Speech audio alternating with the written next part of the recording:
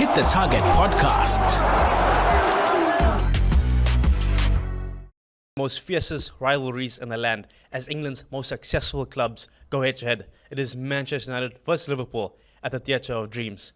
It's your boy Deshaj, and I'm joined in studio by Premier League analyst Marc Strydom and football specialist Mogale. Sathekge. Morning, gents. Thanks for the invite, Desh. Thank you so much, Desh, for welcoming me, and good morning to the fans. Happy to have you here.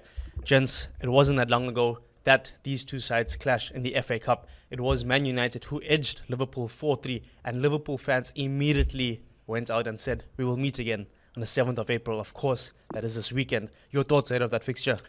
It's a massive fixture, especially what's at stake for Liverpool.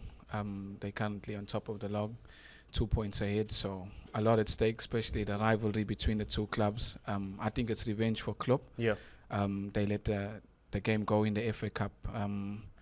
The win against Sheffield, I think they're more prepared after the win. They're well rested, so it's going to be a good game on the weekend. Yeah, Desh, look, it's going to be a very tricky game. At the end of the day, Liverpool wants to keep their title hopes running. But for me, it's not going to be easy for them. Yeah. It's going to be a tough one.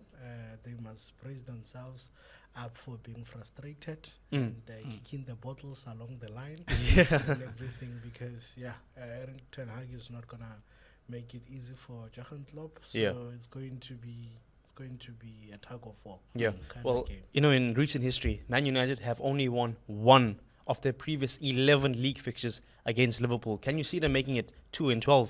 Look, chances are that United is going to frustrate Liverpool to the core, like they did with the first fixture. Yeah. And if Liverpool slips, United can capitalize on that and just take the 3 points away.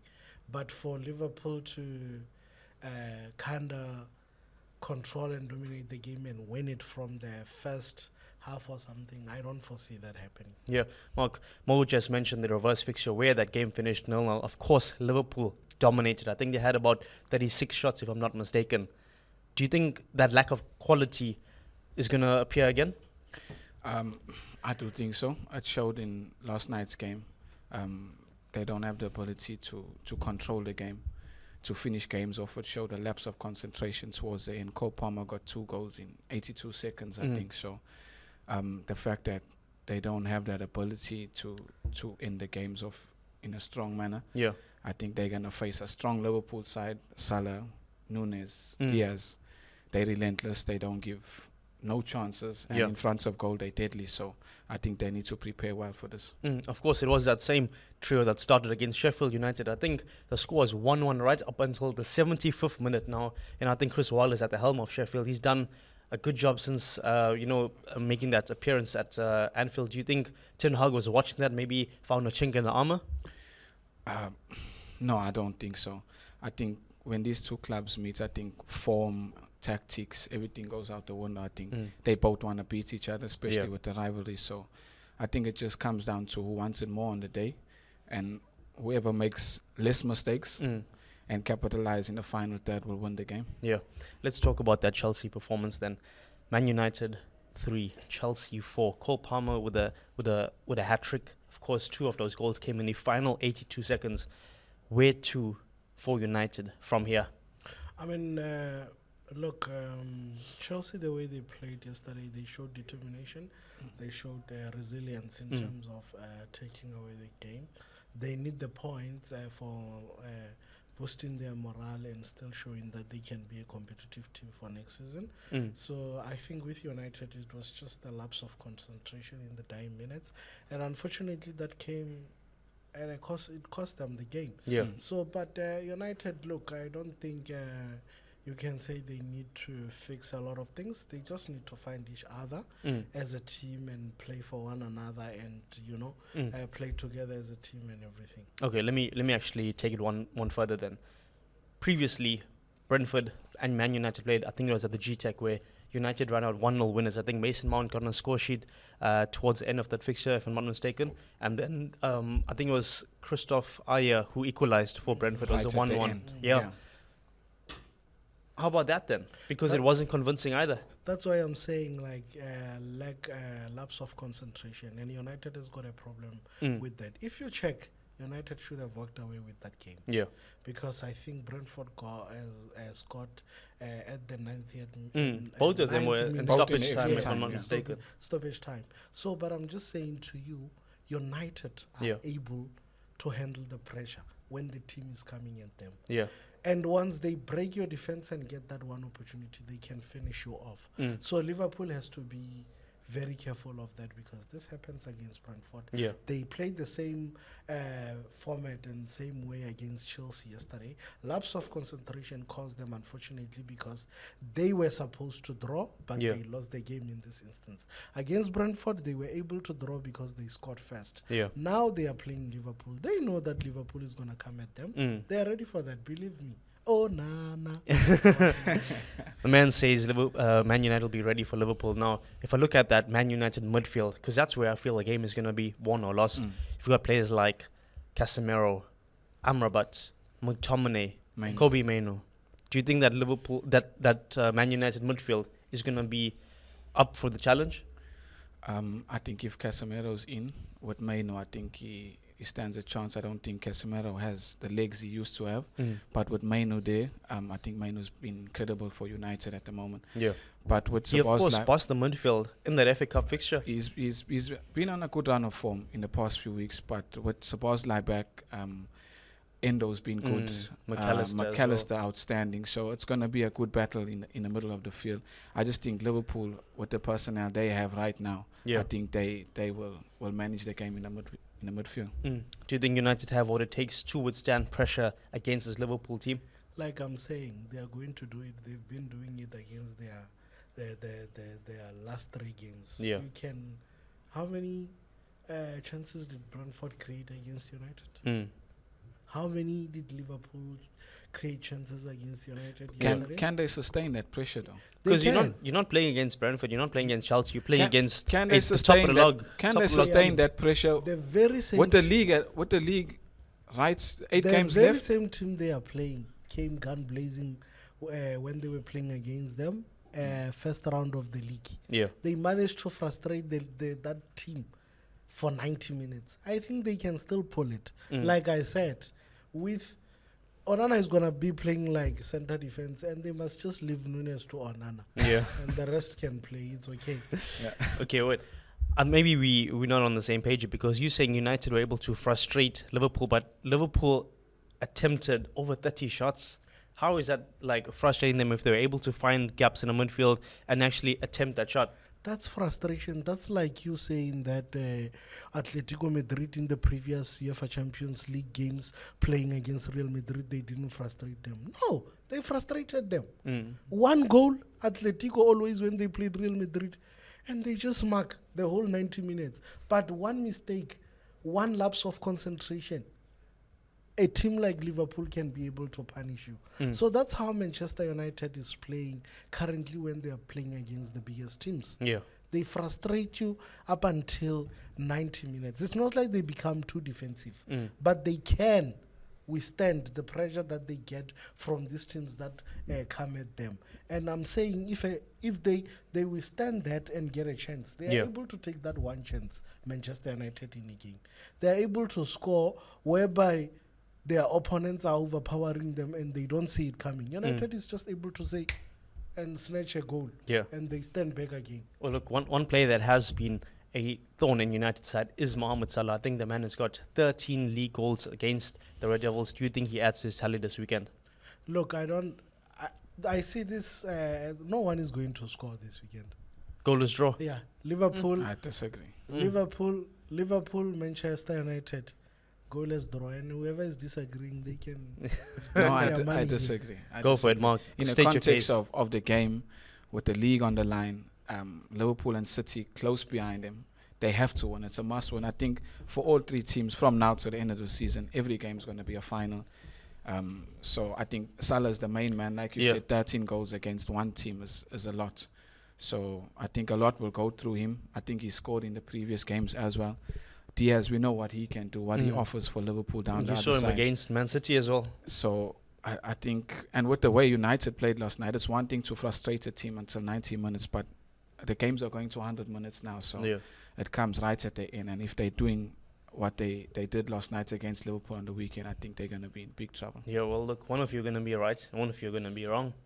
I think it's as I clear think as that. there's going to be goals from both teams. I just think Liverpool edge this one. Well, look, let's purely talk because of about the where front, the league is. the front line then. All right, you've got Diaz, Salah, and Nunez, and then you look at Man United's front three: Garnacho, Rashford, and Højlund. Who packs I think the that- bigger punch I here? think the difference between them is that we're not sure what United will bring on the day. We know what Liverpool's going to bring. We know they're going to come hard. They're going to press high. They're going to attack. Rashford, we all know what he's capable of, but he's hot and cold. Yeah. Garnacho, same thing. Højlund is just back. I think he's got a lot of potential. He has the ability to do the job. It's just a matter of You know, wanting of it those more. three, I think Garnacho is having the best season from all three of them, because I know Højlund has found the back of the net regularly in the short term at least. Rashford, of course, scored that banger against Man City. He scored against Liverpool. You know, he's also been a big game player, but I think Garnacho right now, he's been more consistent than all of them. You look at that goal against Everton, and he's come up clutch against them with some really brilliant fluid attacks. Yeah. Do you think he's maybe the player that could hurt Liverpool this weekend? Potentially, yes. But I think Van Dijk and company, Will they not have their hands like full with Højlund and Rashford? no, I think Van Dijk is too clever of a defender to worry about one player. I Yeah. think mind games will come in. I think they will be prepared. But at the same time, if they fall asleep, like you're saying, Garnacho has the ability to pull something off, as well as Rashford.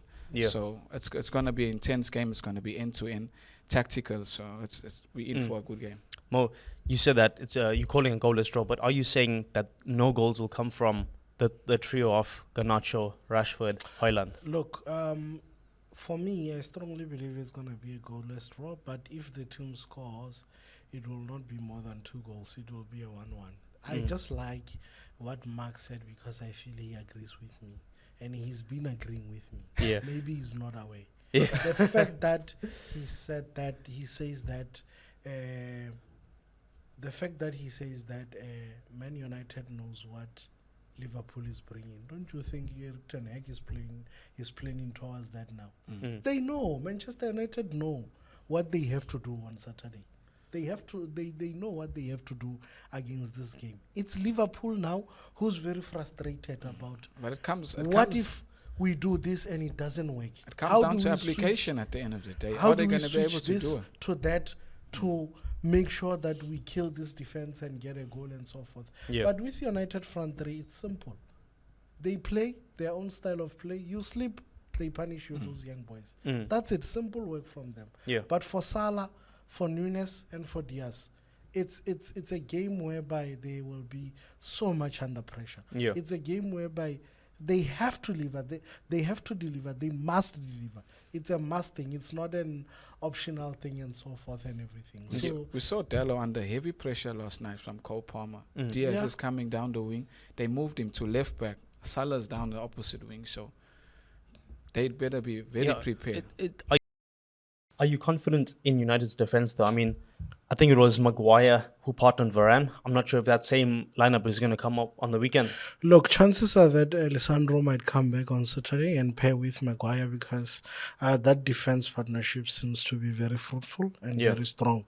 So, but if not, we know Evans is there to cover up and Harry Maguire. So, I think United, in terms of the back, the 2 centre backs, they are trying to now find combinations and play together and for each other. So, I think they will sustain the pressure from Liverpool. Let's move ahead to the goalkeeper then, because Onana has been a subject, the bone of contention rather, for this entire season. I think when he came in, he had a lot of hype around him because De Gea had won the Golden Glove last season, outright number of clean sheets. I think it was 13, if I'm not mistaken. Onana, bit of a letdown in a few of these big fixtures. Do you think that's going to appear tomorrow? Look, the pressure from playing in the EPL is very high, and it can get to a player. He was doing very well at Inter because he had a very strong back four. Yeah. He used to play as the last man, We saw that on a number of occasions. So I think now he just have to understand that things are a bit different, and he must just always be in his line. In the goalpost, and make sure that he doesn't make or commit any silly and dubious mistakes. You get my But point? you know, you have seen him do many of those this season. Yes. I've seen him get chipped. You know, he's come out to receive the ball, back passes. You know, you name it, he's done it. That's why I'm saying what he needs to adapt to now is to now getting used to the fact that EPL is quite different from the Serie A. Yeah. Because in EPL, you don't have, whether you're playing Luton or whatever, you don't have players who are Pressure's sleeping. always on. Pressure is always on. They are always looking at capitalizing on the goalkeeper's mistakes, defense players' mistakes, and so forth and everything. He must just sharpen up his mind and play like a real champion. Yeah, Mark, you know, you being an Arsenal supporter, you'd have seen David Raya assume the goalkeeping responsibilities from Aaron Ramsdale, who, you know, I must say, when he came through the doors, the Arsenal doors, he was absolutely sensational for the Gunners. And then, you know, it was Arteta who said, no, we still need a goalkeeper, and Raya is now the first choice. Do you think a decision like that isn't able, or rather Ten Hag isn't able to make a decision because his first choice is no longer at the club? Yeah. They've brought in two keepers. Look, to be fair to Onana, he was brought in to play a certain role. Yeah. And just to echo what Mogale said, he played Champions League football before the season he came. The adjustment to the English Premier League is not the easiest. He was brought in because he's good with the ball at his feet. So bringing him in, you need to have the right personnel in the team to play that system from the back, playing with the goalkeeper, moving the ball through the lines. So they don't have that now at the moment at United. I don't think the structure is right. So that's why he's failing so much. But I personally think he's a good goalkeeper. And like you said, no second choice. He has to play. Exactly. And his adjustment to the league has been difficult. And now that's why he's getting so much criticism now at the moment. You know, it was Darwin Núñez who closed down the Sheffield United keeper, which led to the goal. Do you think maybe Núñez is going to sniff out an opportunity against Onana? No, it's not going to be easy. I don't think they'll let it go that easy. Yeah. But they will carve out chances, that's for sure. Okay. The opposite number, that being of Liverpool, I believe Adrian is going to be on the bench. I think Alisson is not going to be in the squad, and that's exactly what happened against Sheffield, where Kelleher actually played. I think Liverpool have the best number 1 and number 2 goalkeeper in the Premier League. I think Kelleher, since he's come in, he's been fantastic. He's good with the ball at his feet as well. He makes important saves. So I think they're safe there. I think it was Keller who actually played in the nets against United at Old Trafford in that FA Cup defeat. Do you think he's going to maybe look at his performance in that game and see how he can improve this time out? Yeah, I think it's just going to take from the positivity and the performance that he took from the first leg of the league game and run with it in the second one. Look, from goalkeeper's point of view, it's just a matter of, playing against... Don't cry before the game. No, I won't, man. Playing against Liverpool and Liverpool as a Man United goalkeeper, that alone is frustrating and challenging. Playing against Manchester United as a goalkeeper, that alone is... look, the best thing for the goalkeepers to also enjoy their game and help the team to win at the end of the day is having a line of defense that is very strong, that they can rely on. You get my point? So I think Liverpool at this present moment, they have that. And I believe... But look, it's not the first choice backline because, players like Trent and Robertson are not going to... They're not guarantees, rather, shall I say, because Gomez? I think... but Joe Gomez has been susceptible at the back. He's not exactly the strongest... Permanent. Yeah, he's not the strongest player in that team for that position. I think Conor Bradley is equally as good as Trent. I don't think he's as good on the ball. He's got the succession. But he's defending. His. He's defending his quality. I think Robertson is back as well for the left back position. So I think they could have a full foot back line. Yeah. Konate, Van Dijk, does that pairing give you confidence, or do you think maybe the pace of Garnacho can get in behind them? They are both slow defenders. That's why I say they need to wake up. They need to be very clever because when you're playing against a player like Garnacho and Rashford. They look into those quick Get in balls behind, and quick runs, through balls. So the two, they need to be they are very slow. The two of them, Yeah. Konate and Van Dijk are very slow, especially when you're gonna be looking at the through ball passes and so forth. I think So, that's how United will approach the game. The United. That's why I'm saying to you that Eric Ten Hag knows what to do against this team, whereas this team, Liverpool, they know what must be the results. But now, what is it that is going to be approach? What is going to be the approach towards Man United, and how are they going to break that line of defense and try to dominate the game like they did in the first round? Do you think the venue is going to play a part in this one? Of course, it's going to be at United's home ground. Definitely. Yes.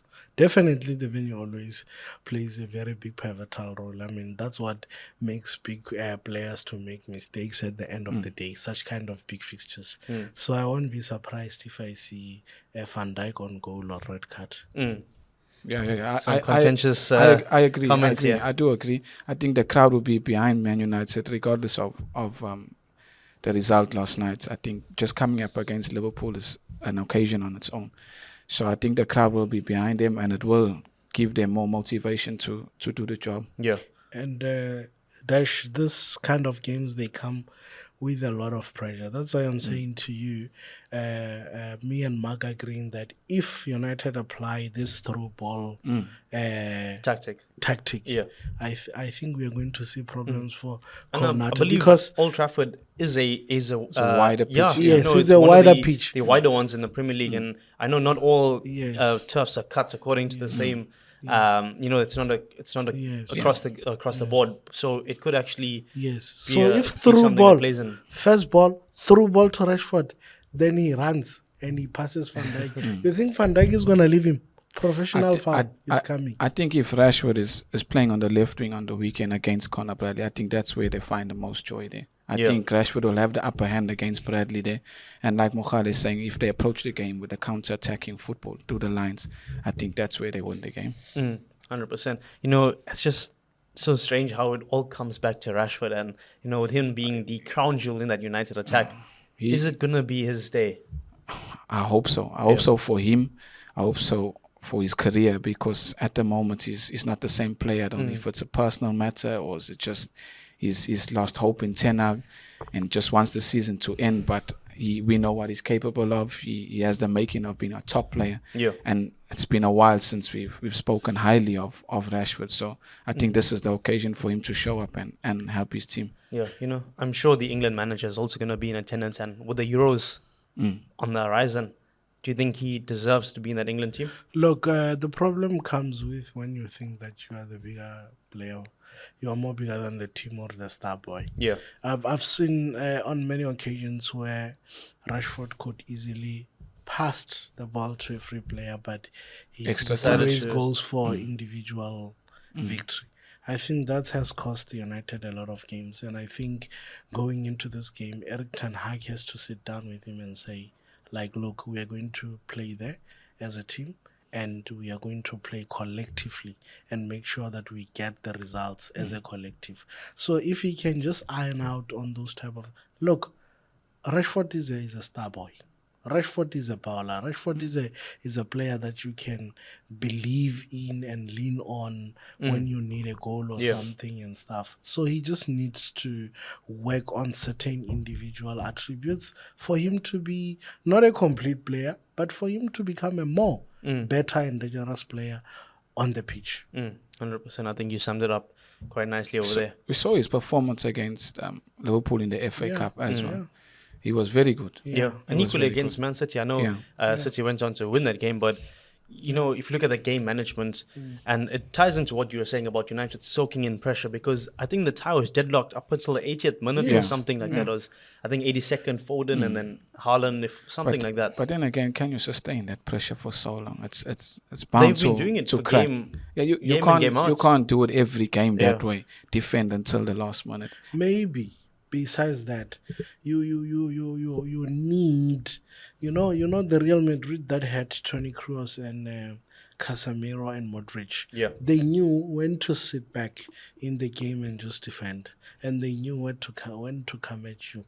But with Bruno Fernandes, it's like there's no plan, He just wants to chase all the time. Yes, he wants to chase all the time. You get exhausted, your body there comes a point where your body cannot take a certain amount of pressure when you're on the pitch. So as a player, especially when you're playing a number 10 role or in the middle of the park, you need to calculate and be strategic that, okay, this 5 minutes, let me run around and try to get the ball. But this 5 minutes, let me sit back and wait. And this 10 minutes, 75 going to 80, we are going at them. Because my engine is a bit pumped up. So do you think those tactics come from Ten Hag, or is it on field? Yes. Are they making the decision on the field, or is Ten Hag's tactics not being implemented? I think he gives tactics, but at some point, as we feel the pressure in the game, sometimes just apply tactics inside as players to say, guys, let's change the game and play like this, because man, that's what wins you the game. You can see many coaches doing that, and and it works for them. Like for instance, the past 2 weeks in the podcast, I've been praising Pep Guardiola. Even the other game here, Liverpool game, he substituted Kevin De Bruyne and bring in Mateo Kovacic. Yes, you needed Kovacic there to slow the game because of the pace that Liverpool was coming at you. Because believe me, Liverpool can come at you. The whole 15 minutes, Liverpool can make you run around. You'll sweat, you'll eat 8 bananas. Like they don't stop. They suck your energy out dry and everything. Liverpool can come at you. So you need to be very tactical and strategic about it, that if they come at me for this 5 minutes, how do I change the other coming 5 or 10 minutes?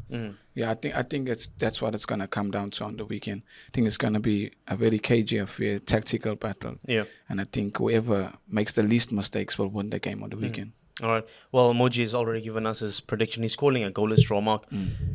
Which way can you see this one going?